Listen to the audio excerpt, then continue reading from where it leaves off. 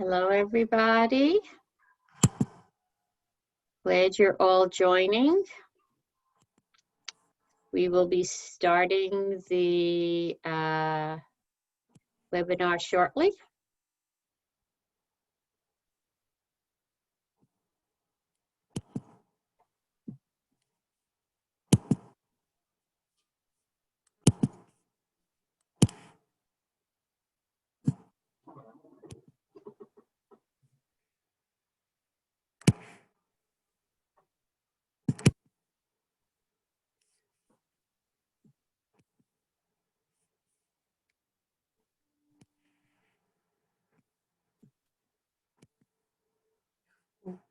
If you'd like to go into the, I see.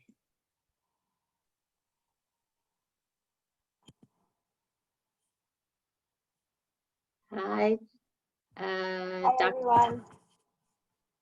Dr. Gisela, are you, I put you on panelist. Oh, I thought I put you on panelist. Hold on. I saw your name come up.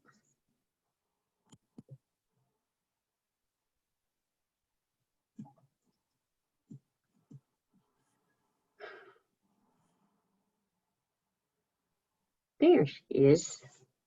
Let me turn the video on. The video's off.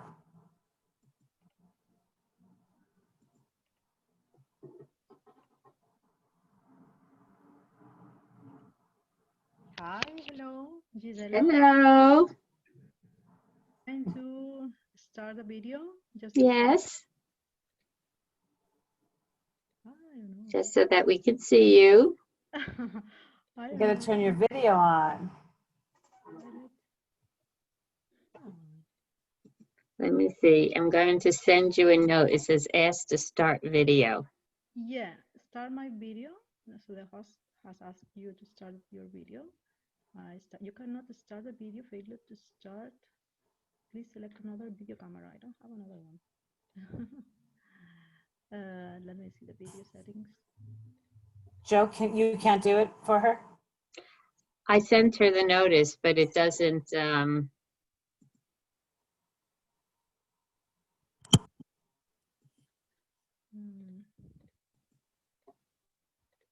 Let me try it. I'm gonna take over for host for a second. Okay. Back. Do you know how to do it? Okay, I'm now the host. No. Okay. Oh, there we go. Joe, take back me the host. Take back the host. Can you see it? All right.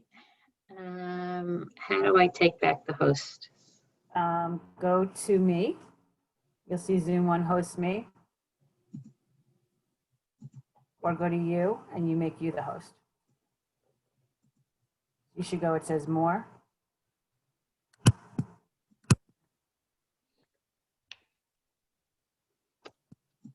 I'm gonna make you the host. I just made you the host.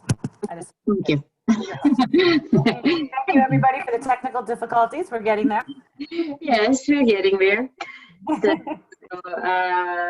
let me start sharing my screen. The videos will be on the side. So Gisela, I have like probably 30 people on. I want to say, hola, mi padre nació en Barcelona. And mi familia lives all over in Barcelona, one of my favorite all-time cities. Okay. I miss it very much. Oh, you're welcome here. When I come next time, I'm going to look you up. Of course. Okay, Joe. All righty, so we're about to begin. We have already 44 people on the webinar. So if everybody wants to just put into the chat where they're from, that would be great. If you have, we have gotten a lot of questions and answers for this session. But if you have others, you can place them in the Q&A box. And let's get started. So I just want to introduce myself. I'm Josephine Greenberg. I'm the Chief Science Officer for the Marfan Foundation. And we also have on here my colleague, Helene Baruch, who is the Chief Financial Officer.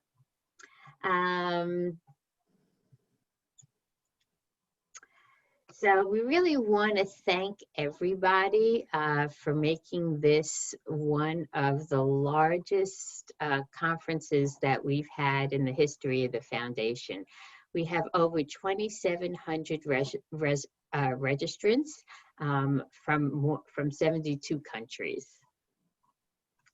And not only do we have those with Marfan syndrome, we have those with all of several related conditions such as Loeys-Dietz, vascular Ehlers-Danlos, Stickler system, aortic aneurysm, and other types of aneurysms as well. And we also have over 300 medical professionals. We like to first start with thanking our sponsors. That is Brigham and Women's Hospital and the American Communication Construction Company. So before we begin, I just want everybody to note that the International E3 Summit is a forum to provide an open discussion of issues related to genetic, aortic, and vascular conditions. The opinions stated in each of the talks are those of the speakers and not necessarily those of the Marfan Foundation or VASCERN.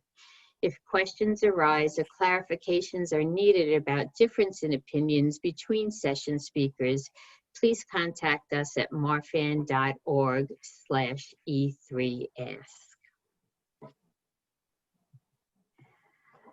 We also want you to know that we would love to have your feedback on all of the sessions, and you can do that by just hitting the rate button on your Hoover app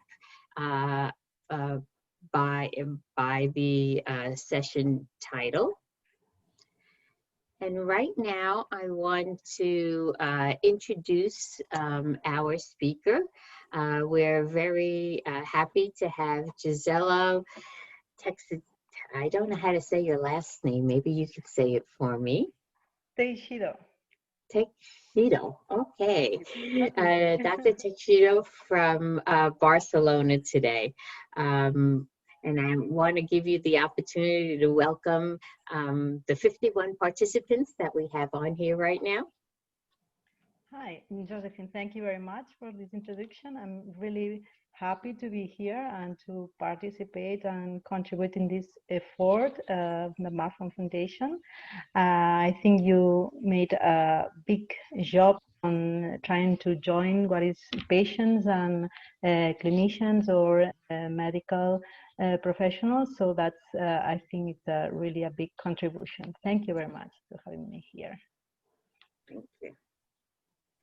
So we'll be beginning the slides, and then after the slides, we will come back live for questions and answers. So we can turn off everybody's video. And please mute as well so that we don't get any background noise.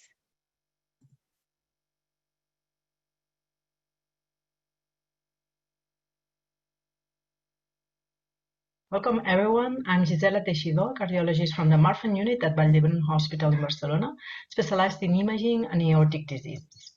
Today I will give an overview on the imaging techniques used on the diagnosis and follow-up of patients with suspected or confirmed heritable aortic diseases, what is known as HTAD.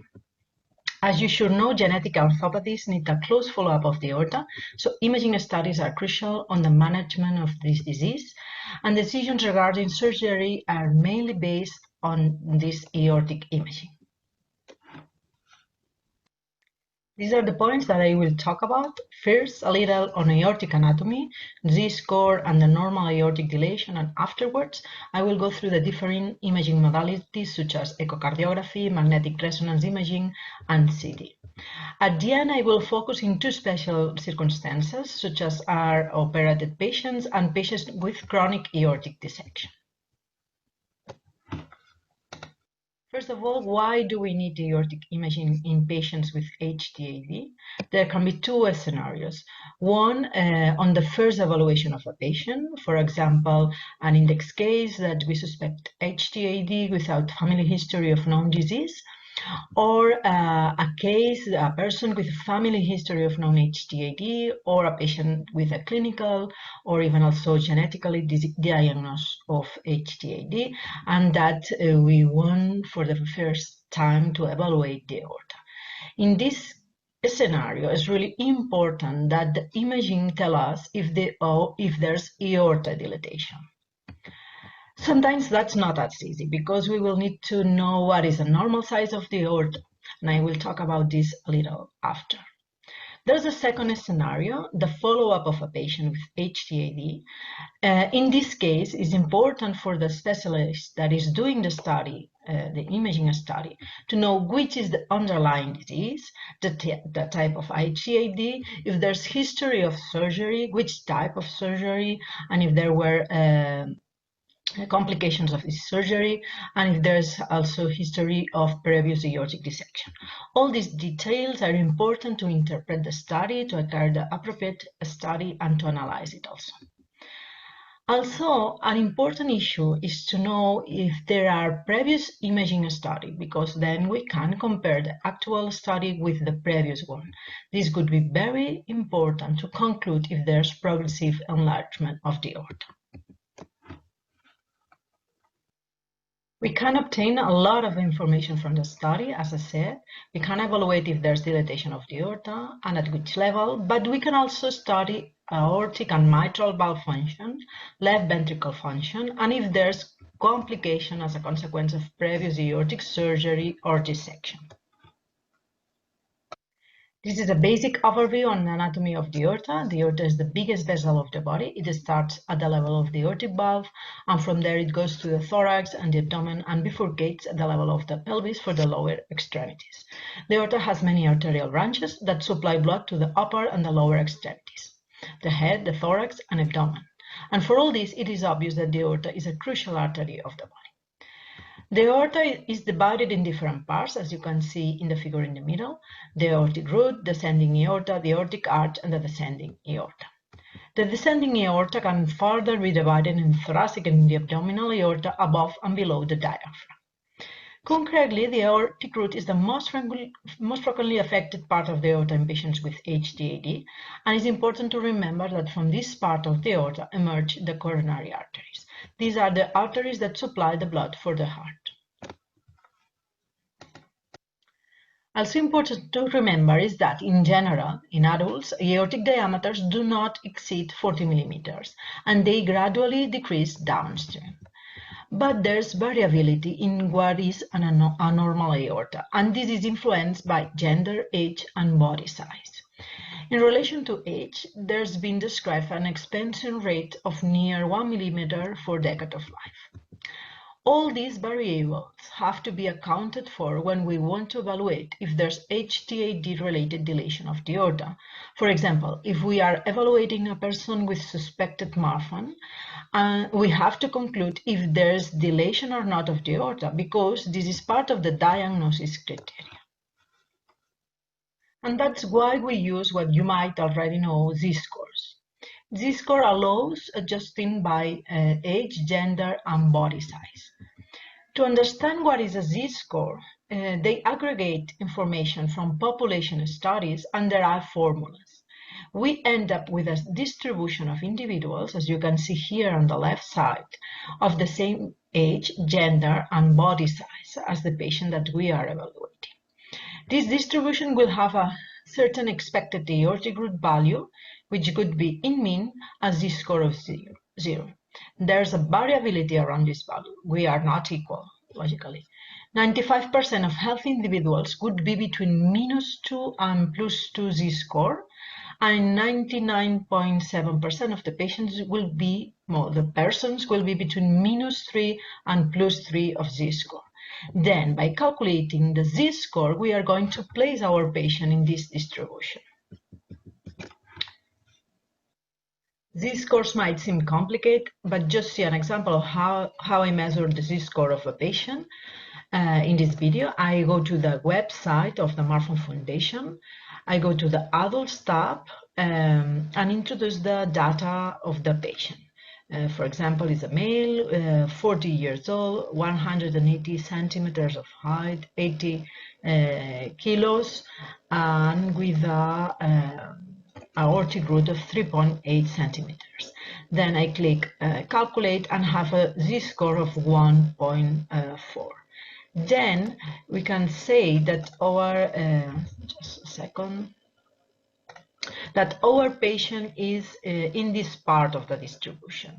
We can say that the aortic root could be, there's a suspicions of dilatation above 2 of z-score, and I could say it's definitive when it's above 3 of z-score.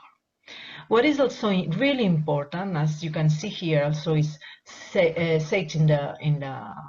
in the website of the Marfan Foundation, is that when we use this z-scores calculation, we are using the same technique that was used for the population studies, that what is based the calculator, and with the same methodology of measurement. So in this case, it's echocardiography with the leading edge to leading edge approach at end diastole. So it is important to know how the measure was done and be the same as it is in this case for the calculation of the z-score.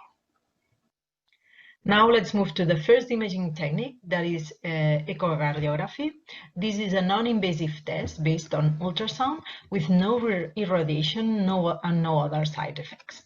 The test is done with a probe and a gel that is passed over the anterior left part of the thorax of the patient, with the patient being on a lateral position. With this technique, we can obtain images of the aortic root, the aortic valve, and most part of the ascending aorta. As said before, most of the patients with genetic aortopathies have a predominant involvement of the aortic root, and because this segment of the aorta is nicely studied with echo, it is frequent that this is the first imaging study performed in a patient with suspected or confirmed genetic aortic condition. Here you can see some echo images. Let me show you. In this first case, this is the aortic root with the aortic valve. There's no dilation of the aortic root, but in this second case, there's dilation of this aortic root. This is the ascending aorta. And in this third case, also, the aortic root is enlarged. Complete echocardiography can approach many segments of the aorta, not only the aortic root, but also the ascending aorta, the aortic arch, the thoracic, and the abdominal descending aorta. However, strictly, not all the aorta is completely accessible for the echocardiography, and many patients, especially with syndromic features, can have chest wall anomalies that makes it difficult to obtain good echo images. For all this, CT and MRI are performed from time to time to have a comprehensive two-dimensional assessment of the aorta, and I will review this later on. After the acquisition of the images, measurement of the size of the aorta can be obtained at different levels. In the follow-up of patients, aortic diameter is crucial to determine the time to indicate prophylactic aortic surgery. When measuring the aorta, it's important to have a defined methodology and to have access to the previous images in order to be able to directly compare them side by side to decide if there's progressive dilation of the aorta. It is also remarkable that echo allows also for valve function evaluation, aortic regurgitation, and mitral regurgitation, and also left ventricle function.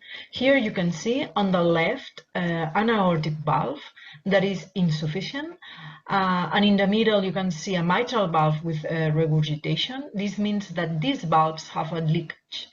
By echo, we can then quantify the grade of this leakage in mild, moderate, or severe. On the right side of the image, there's a left ventricle that we can assess left ventricle function or strength. Less often, a transesophageal echo is needed. In our institution, we sometimes ask for this technique previous to aortic root surgery to evaluate the feasibility of conservative aortic valve technique, what is a David procedure, what actually is the standard technique, and also we can order this technique when we want to better evaluate mitral anatomy. Less often, we use transesophageal echo for the evaluation of chronic aortic dissection. This technique is more invasive, as you can imagine, as the probe is introduced into the esophagus. Sedation is needed for the comfort of the patient. Let's move to another imaging technique. Cardiac magnetic resonance imaging, MRI, is an imaging technique that's done on the basis of a magnetic field. It is done in a department with a machine, and the patient is placed inside it. It takes around 30 to 40 minutes to acquire. Sometimes a line is needed to administer contrast in the vein. This contrast is different than the one used on the CT test. So if a patient has an allergic reaction to CT contrast, it does not mean that she or he will have any problem with the MRI contrast. The only contraindication for this MRI contrast is severe renal dysfunction. But even that, there's the possibility to perform non-contrast MRI techniques. Here you can see a list of some of the disadvantages and limitations or contraindications for this technique. One is the claustrophobia that limits the feasibility of the technique in many patients. Another disadvantage is that it's relatively long duration. What is a problem for the patient, and also is a problem because it limits the number of exams that we can perform each day. There's the possibility of contrast reaction. Also, artifacts might appear due to previous surgeries, and there's also limitation to administer contrast, as I said before, due to advanced chronic kidney disease. Even all these disadvantages, it has many important advantages. It has a good spatial resolution, it does not use radiation, and it allows for a complete three-dimensional assessment of the aorta, including aortic branches, and also it's possible to study left ventricle function. Here you can see some images, some examples of how we can visualize the aorta by MRI.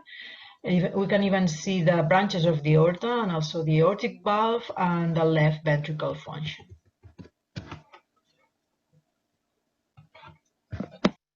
CT is another imaging technique where the patient is placed inside a machine for some seconds with the administration of contrast. It has some disadvantages such as irradiation and limitations to administer contrast because of allergy or kidney disease.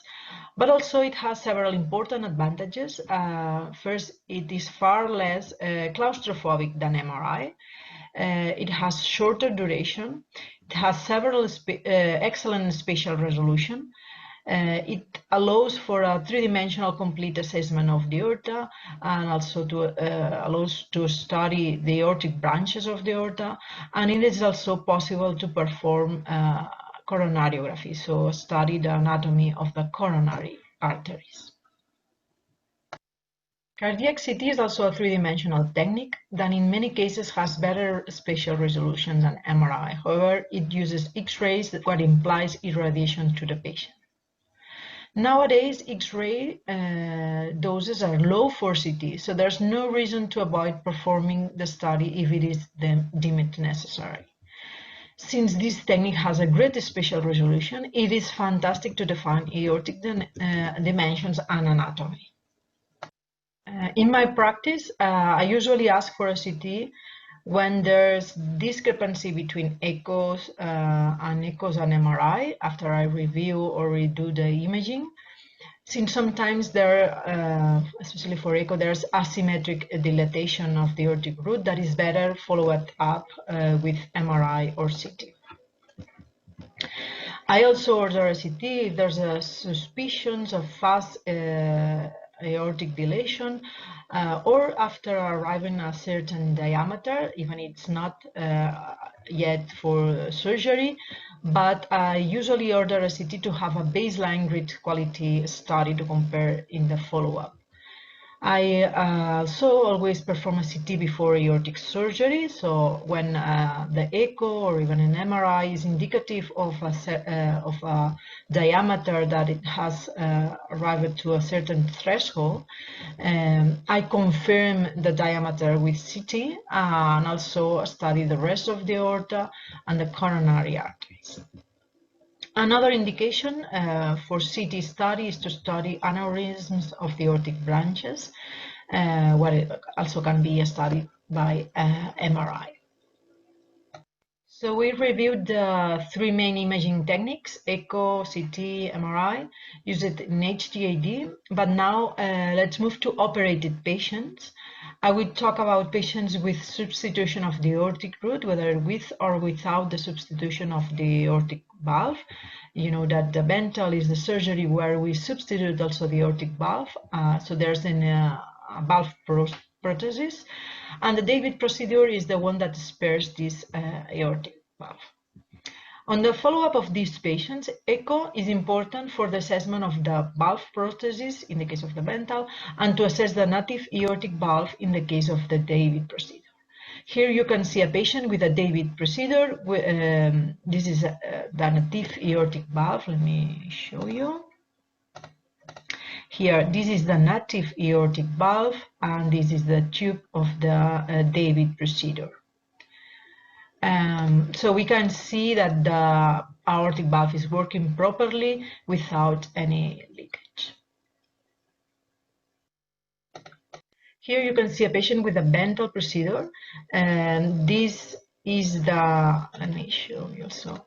This is the prosthesis, the aortic prosthesis, and here you can see it also in an axial image, and this is the tube of the ventral. And we can see by echo that this valve is working properly.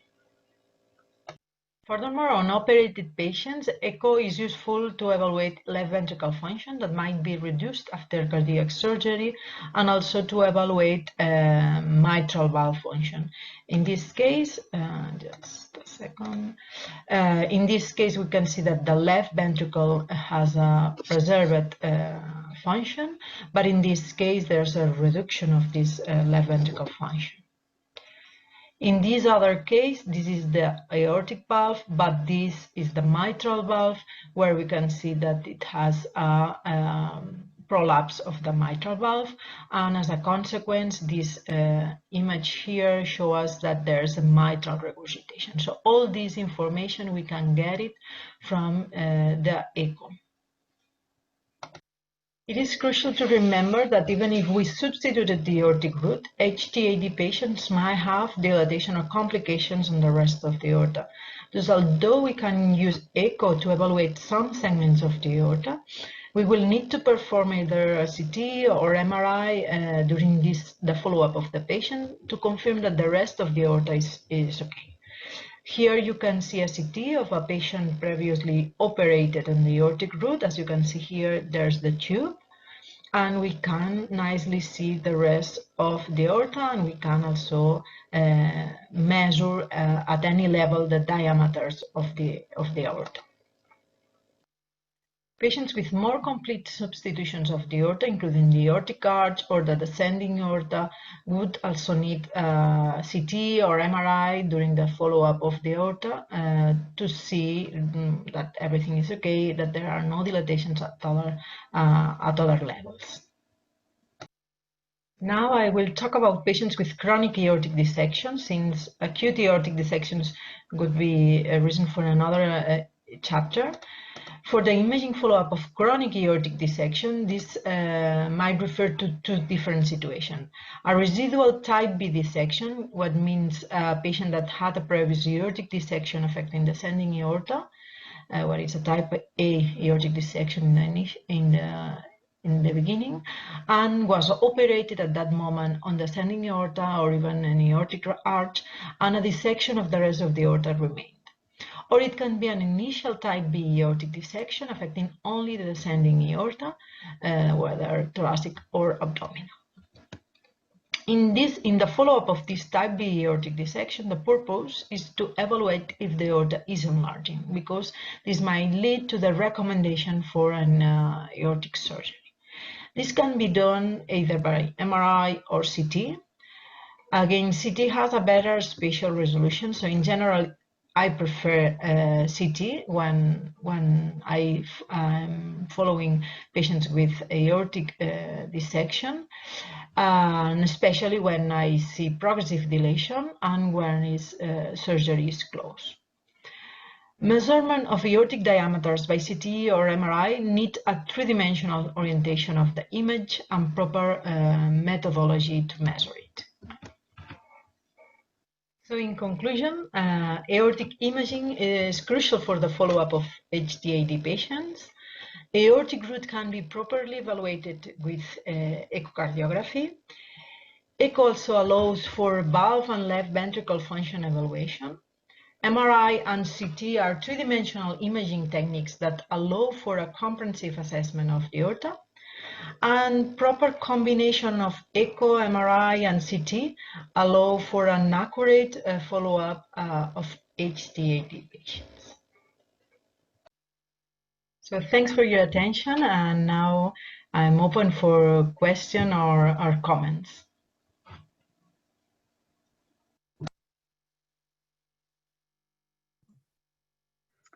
So please start your video again. Hi. Hello. So now we'll look to see if we can answer some questions that are that have been submitted by our membership. Let me just see if I can forward this slide.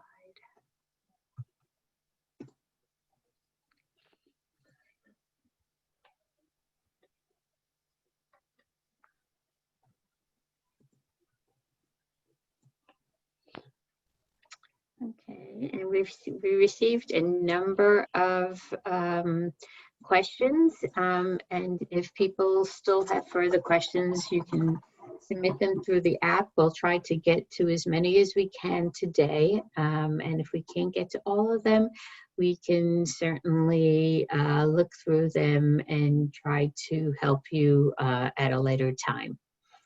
So this first question is asked by Tina. And she wants to know, can you elaborate on the radiation exposure related to health concerns? Having had dozens of CTs, it is a concern that I ask about, but no one seems to have a definitive answer. Yeah, that's a good question. I'm somehow afraid we cannot have a definite answer to that.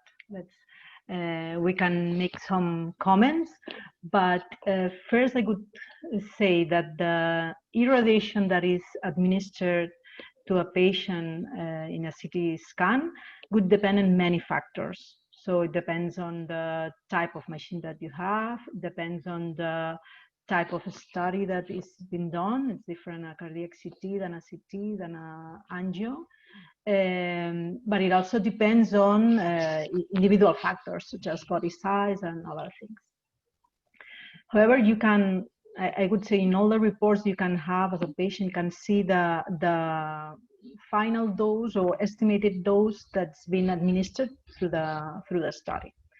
That's something that you can look at it if you want. But I think that the important question for the patient is which dose can be considered that is harmful or that can cause an injury. And that's that's really impossible to answer, because the consequence of the radiation is the increase in your risk of having a radiation-induced cancer. And that's difficult to quantify. It's like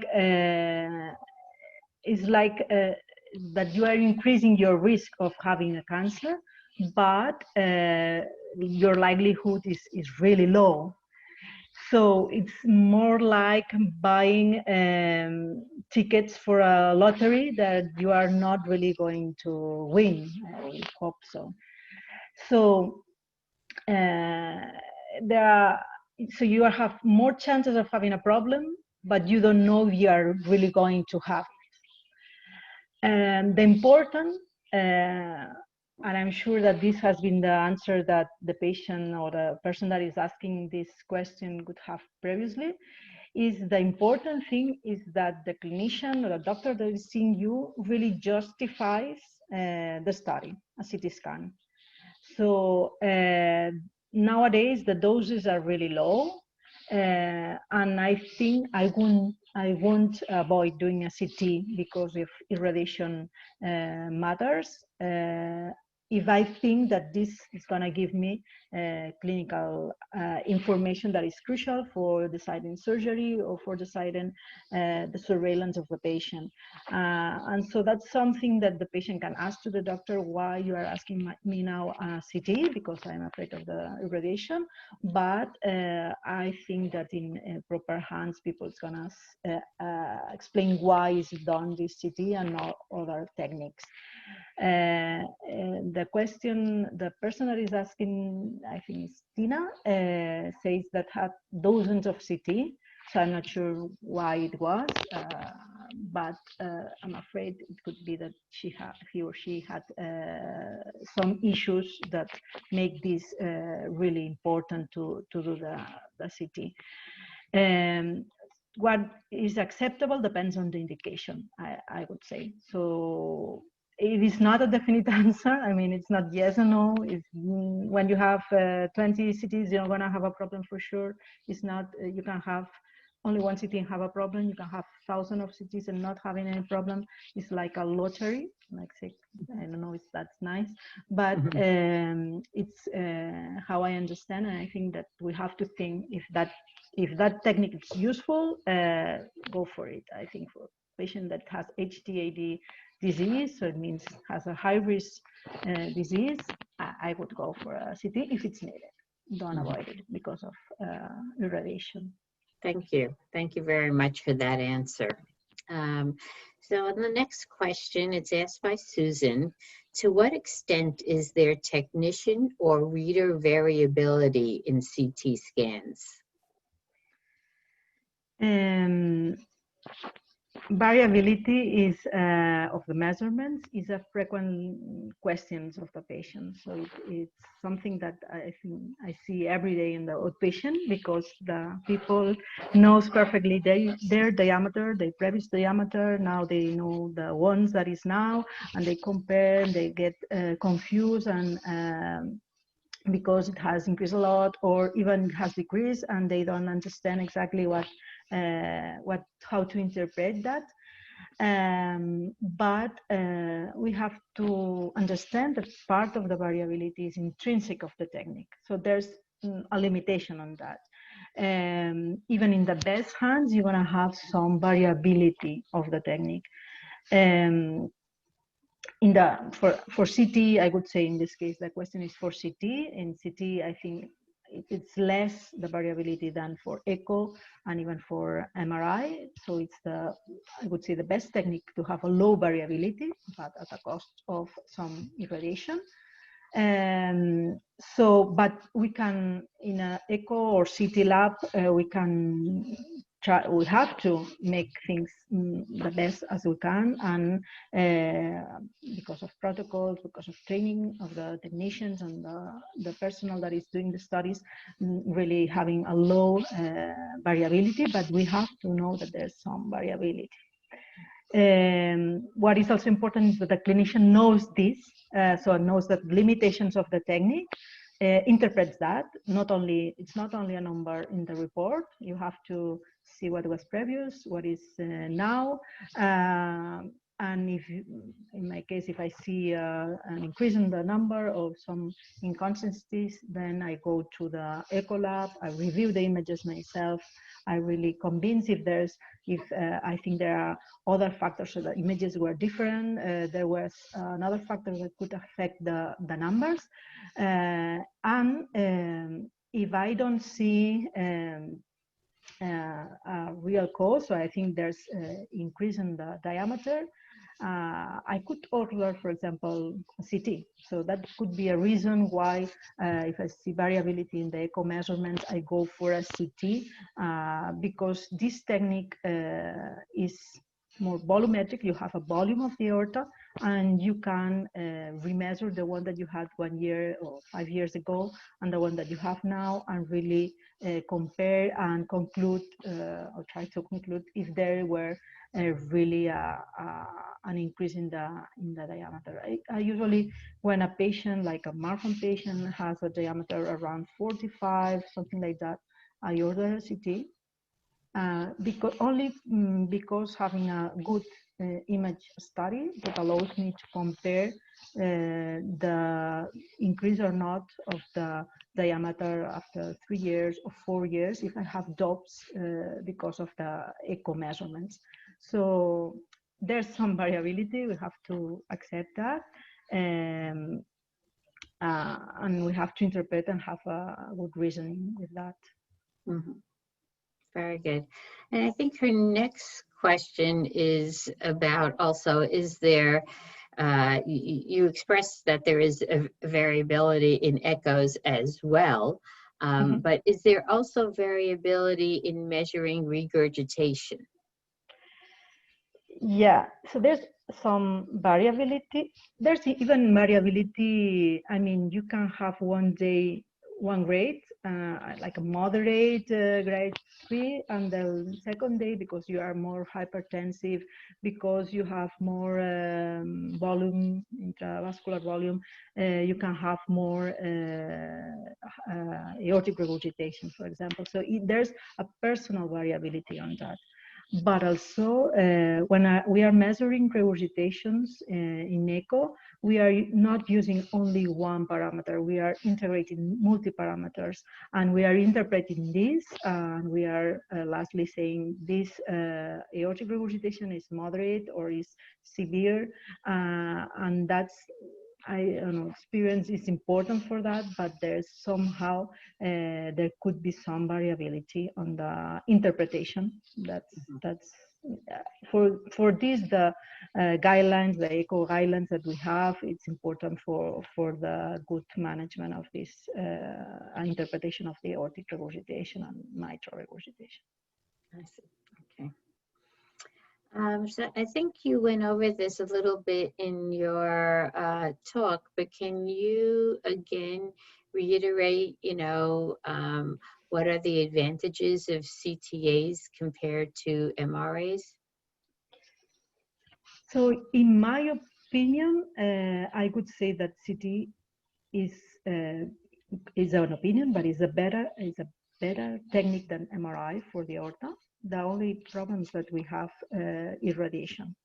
So if I could not having radiation in the CT, I would go for CT.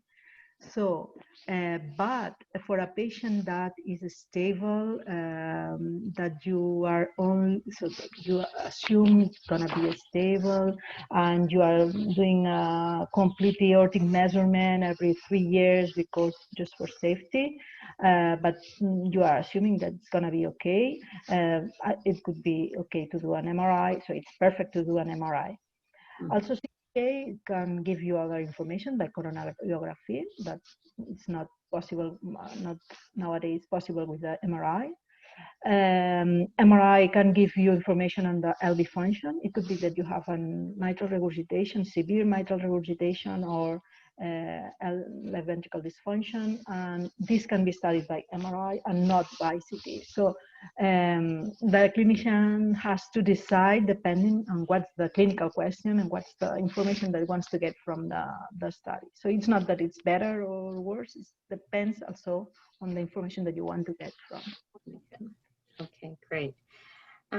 This question is by Monique. So what is the best imaging for monitoring a abdominal aortic aneurysm? Yeah.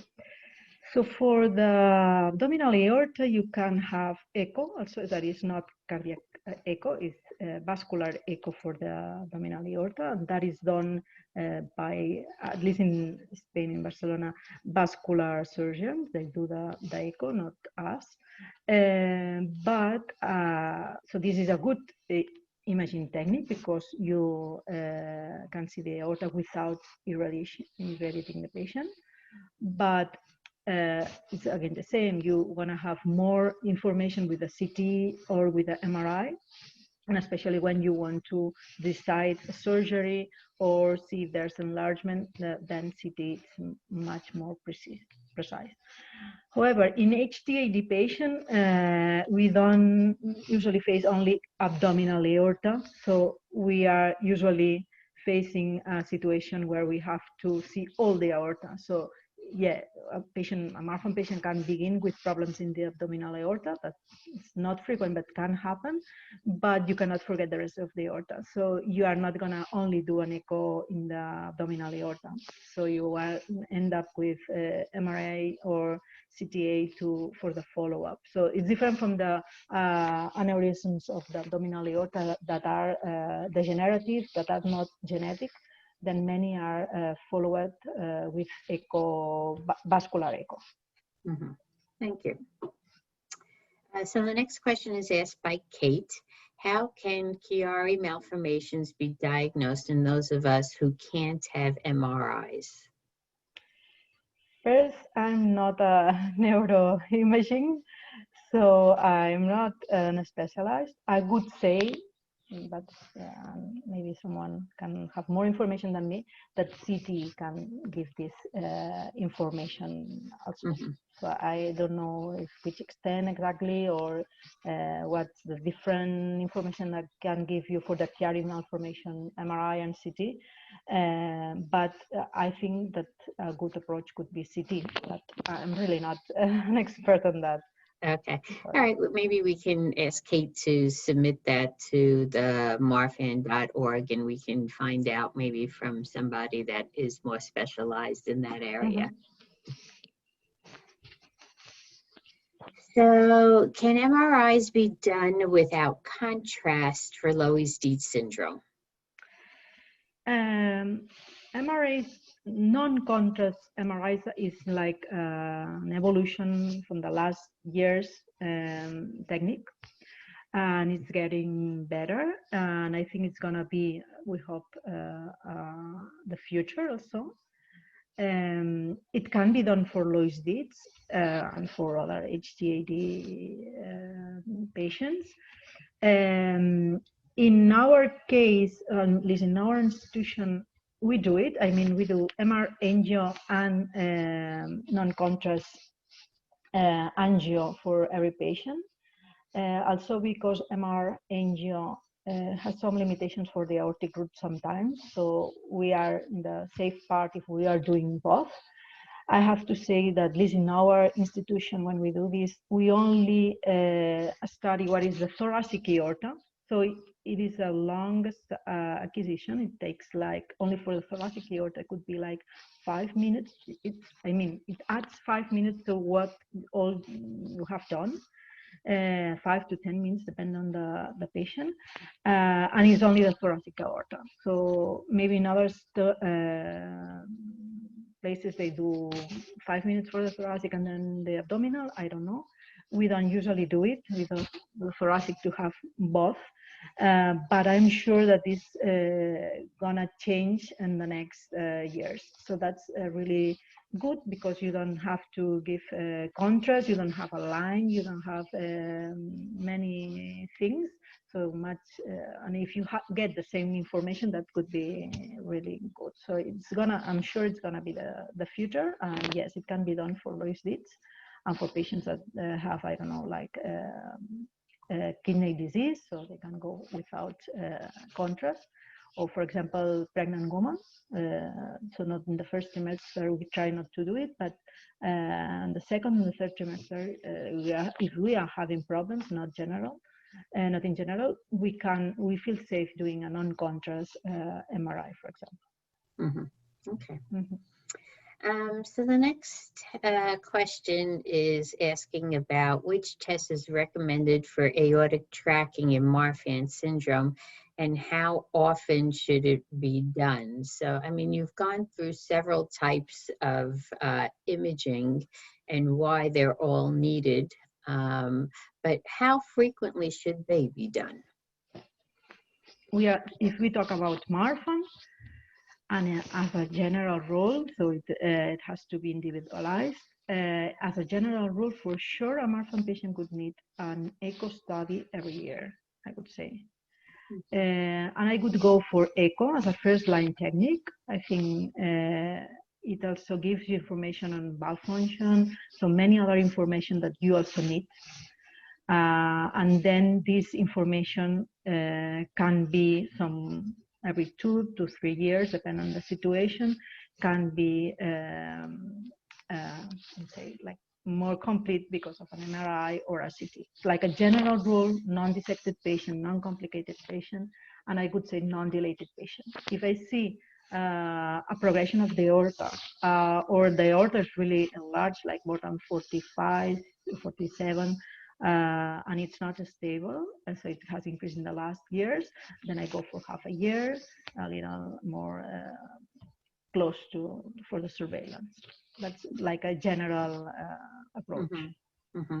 And so you would do first just echoes every year, and then do you add CTs or MRIs every 3 years for somebody that may be stable? Yeah. Mm-hmm. So I could go in the first evaluation. I do an echo in the first study. If it's not delayed and everything is okay. For the next control, I ask for an MRI, no contrast, and I assume there's no complication, so it's good. No contrast, I mean no irradiation. Mm-hmm. So, and then afterwards, if everything is stable, there are no other, let's say, aneurysm, peripheral aneurysm, there are no other things, and I go for every, I would feel safe every 3 years. Mm-hmm. I have not had surprises with that. So it's a combination of the techniques. Yes. Okay. All right. So the next question again is about variability, and we know that from center to center there could be differences in measurements. So this person has LDS, a dilated aortic root. Consistent numbers in 2 centers for MRI and TEE around 43 millimeters. Suddenly, in one place only, there's a new MRI TAC 3D, and it says it's 38 millimeters, but the echo is the same. How do I understand the variance on that? Wow. Well, that's an individual situation, but yes. That's something happened, no? So mm-hmm. It's not something that is, but in this case is extreme because it's 5 millimeters in between centers. First, I would comment that it's important that you stay in a center where they have all the previous studies, that you can really compare the previous and the actual ones. They are studying MRI and saying it's 38. So what I feel like, it's like reviewing the images, no? The previous ones, the ones in the first centers and the ones in the new center, because 5 millimeters is a lot. In the good direction, but we are feeling it's the true, or it's not the true, the 38 millimeters. 43 for Loeys-Dietz, it's like a situation that we want to to have a close follow-up, no, because it's really reaching the indication for surgery, you know, if it was 43 millimeters like it was before. Right. In this case, if I find this, I would go for a CT. So review the images, the first thing. If I don't see, I don't have the previous, I would review the MRI. If this 38 is from my center, I would have the images, then I re-review them. If I am not convinced and it's a Loeys-Dietz with a previous diameter of 43, I could go for a CT. Then just be sure that what's the diameter, and in case the next echo has any other inconsistency, I can go back to the CT, do another CT and really compare. So I think, yeah, it's not infrequent. I mean, this not that extreme, but it's something that had happened. And I don't know if you would be able to answer this question, and if not, we can ask her to forward it. For, you know, what is the imaging for CFF leaks? Leaks means dural ectasia, like? Yes.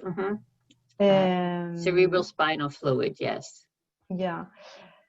Again, I'm not a neuroimaging. Okay. But in general, you can diagnose this by MRI in the lumbar, so spinal, but CT or MRI. The best, I don't know really what's the one the best, but I think both could work. So it's that you have to see the anatomy. But I'm not a specialist, sorry. Okay. So this is from another member who says, should I have a CT scan every year since my aortic root has been considered stable on echo, but on a CT 2 years ago, it had a noticeable change from a previous CT that was 5 years ago? So here, I understand that there's some discrepancy between echo and CT, no? Because that's what. So I will trust CT more. I try to see if in this last CT there was concordance with the echo that was done at that moment. I don't know what happened from the last CT to now. But I don't think, depends on the diameter that you are facing. So if the diameter is like 49 millimeters in a Marfan, I will go for a CT. If you are after 2 years, I think it's okay.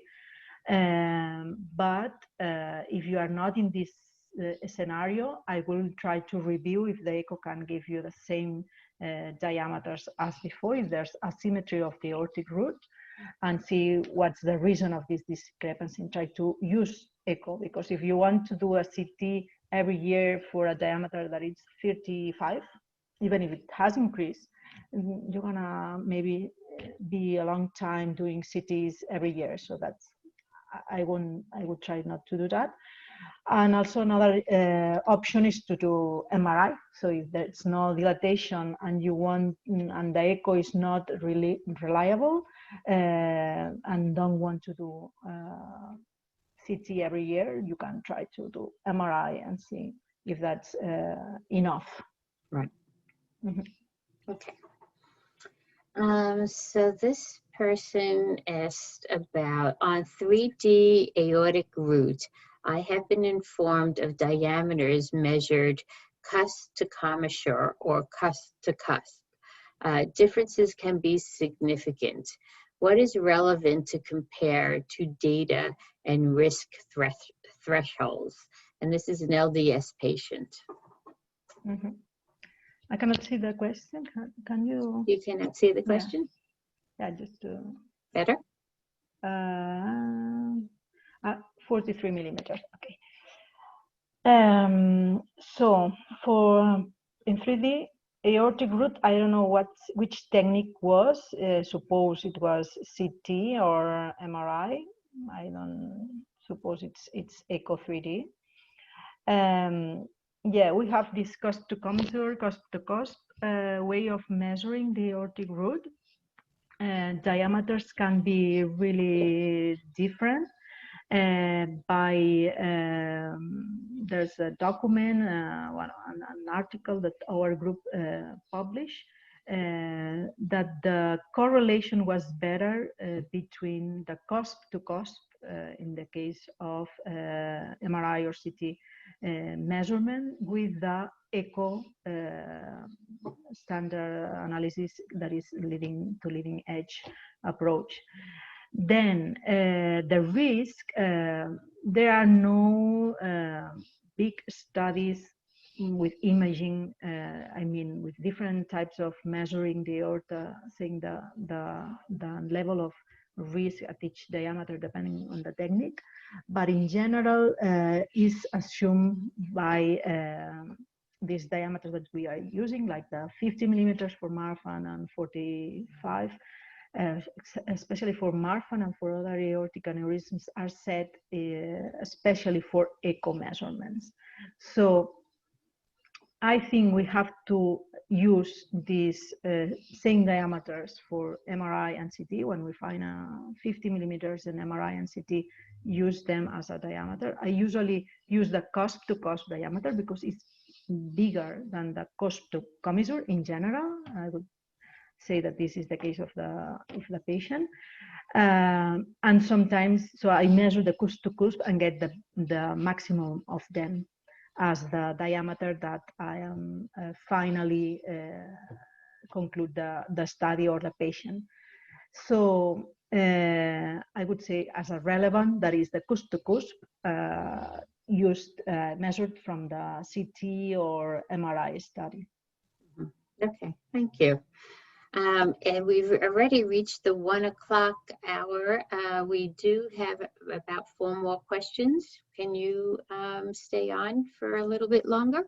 Oh yeah, no problem. Okay, sure.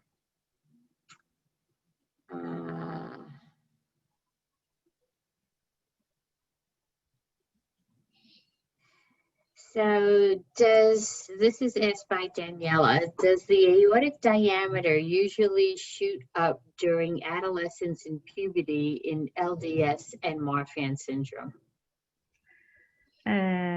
Well, first, I'm not a pediatric cardiologist, but I see teenagers, so above 16 years old. And yes, it happens. I mean, there's the combination of two, or the possible combination of two events. One is the body size increase that happens at this moment in life, that in Marfan in general, it's Marfan, but also could be in Loeys-Dietz, is more marked than in other populations.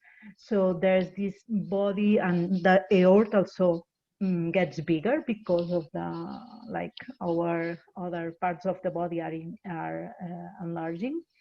And it can be combined with what is the evolution of the disease. That makes sometimes difficult to interpret when is when is really dilated the aorta, or is dilating the aorta in an adolescent patient, because you have to ask the patient, have you increase your height? Then you put this into context. That's why we use the Z-score for adults, adolescents, sorry, and less for adults. So if they have increased their height, and so it's somehow, it's some increase, but there's also increase in the body size in general, we keep more calm. But yeah, there's a marked increase of the aorta during the adolescence. Okay, thank you. So this one was asked by Robert. With regards to the results, is there a polite way of asking to actually get the printouts from the people who read them? With the pacemaker, and the second question is, with the pacemaker now, should I be wary of doing certain imaging? Get that printout. Sorry, ask me. Tell me what do you mean by printouts? I think they're meaning the echo reports. The report or the images? I really don't know. I'm And sorry. so, Okay, yeah.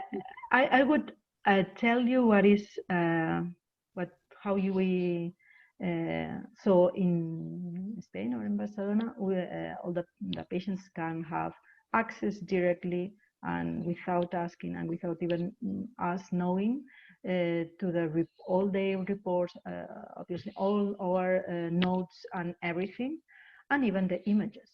So the raw images. So that's the policy. So they don't have to ask us. They go to the archive and they, with their ID, they can ask for that.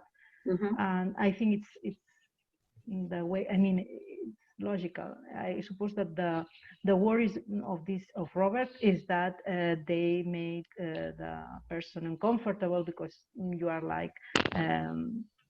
Asking judging or reviewing the work of someone else.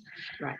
I many times even I've told you that the patient asked me to have a printed copy of the report, and I usually give it to them, and they tell me, okay, I want to have all them in my collection. Okay, that's fine. Right. And they have it, and they know better than me. They're the amateur. Right, and it's truly their data, so it should be the doctors should be willing to give that to them. So if they ask. So the second part of his question: if you have a pacemaker, should they be wary of doing other certain imaging? The one that he should be or can be worry is the MRI. So MRI can be. I didn't say in the presentation. I'm sorry for that. Some pacemaker, not all, because now there are some that are tolerant to MRI, but some old pacemaker are contraindication for MRI. So then you cannot have an MRI. But if you have a more modern MRI, a pacemaker, sorry, you can have it with some precautions. I mean, you can have to program the pacemaker in a special way and review it afterwards, but you can have it. So you can. So that's something I think in the lab, MRI lab, they always are gonna ask you if you have a pacemaker. You always have to say as a patient that you have a pacemaker for any procedure, but for MRI, for sure they're gonna ask you, and they're gonna ask you the model of the MRI, the pacemaker, sorry. So if you can bring to the technician the model or exactly the type of pacemaker that you have, that's gonna help us a lot. Right. Okay. So this one is asked by Brenda. She says that she had an MRI with contrast years ago, and that she had swelling to her left thigh to this day. What has caused this, and what can I do about it? 2 echoes have been done to rule out blood clots.